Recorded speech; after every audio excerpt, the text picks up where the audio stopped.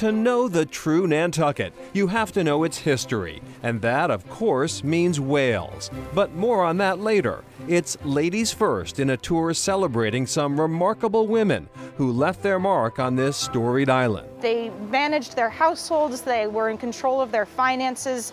They really had autonomy. Really made the whaling industry so successful. Miranda Dale is Visitor Operations Manager at the Nantucket Historical Association.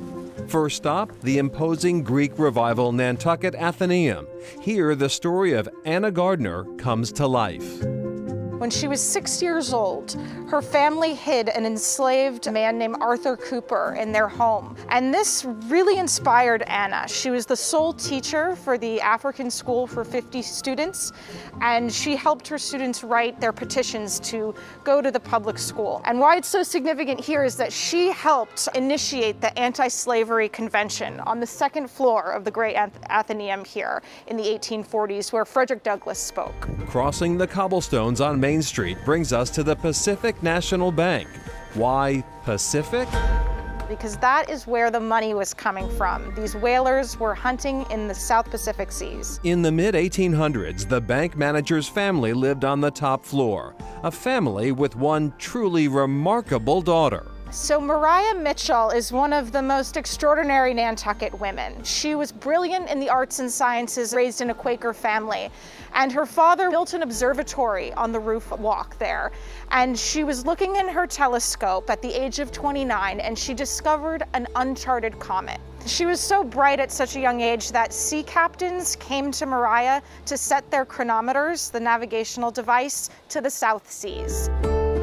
On Upper Main, where many founding families lived, and some still do, stands this striking blue Victorian. The Historic District Commission only allows Nantucket homeowners to paint their homes 12 different colors, and this is one of those blues. It was painted to match the slate in front of the home. This was home to Eliza Starbuck Barney.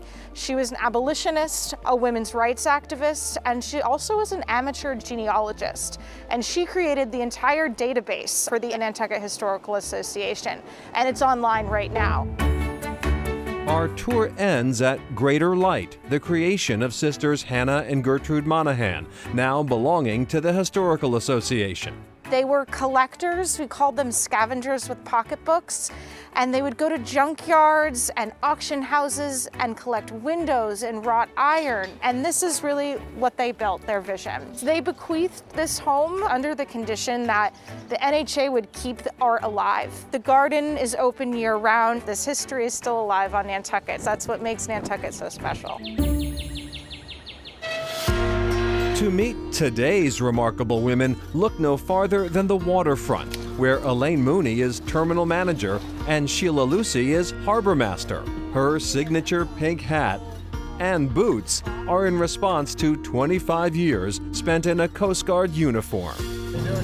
Great, how are you guys? Used to come over here in the summer and work the buoys and the lighthouses, and always scheduled it for the summer, so we got to enjoy Nantucket for what it was. In 2002, Lucy became the officer in charge of Brant Point Light. I fell in love with the island and ended up staying.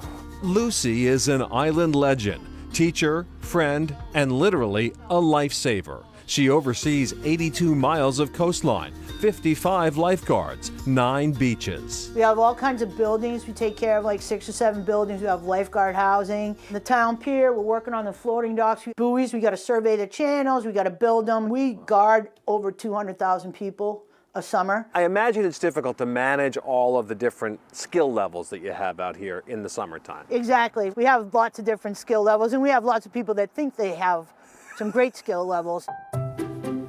Like the sailor from New York who sailed into Nantucket Harbor. He starts yelling, "Bonjour, bonjour."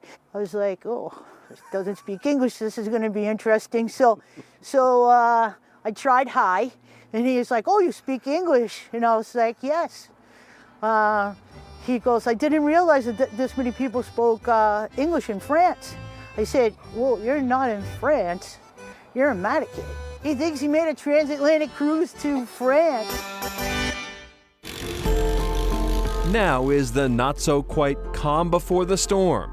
1,800 moorings are being readied to welcome the scores of seafaring visitors. The first 2 weeks in August, the anchorage is usually packed. We know some recognizable people are boating here in the summertime. Can you tell me anything about who you've seen over the years? Yeah, Jimmy Buffett comes out. Mark Cuban comes out. He's got a boat that's too big to even get in the harbor. We've had Billy Joel's boat. We've had Eric Clapton's boat, the blue guitar, that comes in. Yeah, we get them. And speaking of famous names, we heard the name Starbuck earlier, which goes back to one of Nantucket's founding families. As the story goes, the founder of Starbucks Coffee was so enamored by the story of Moby Dick that the name Starbuck, which was the name of the first mate, was adopted. The island and the Seattle company may share a name, but so far, no coffee shop. Up next, the view from the top.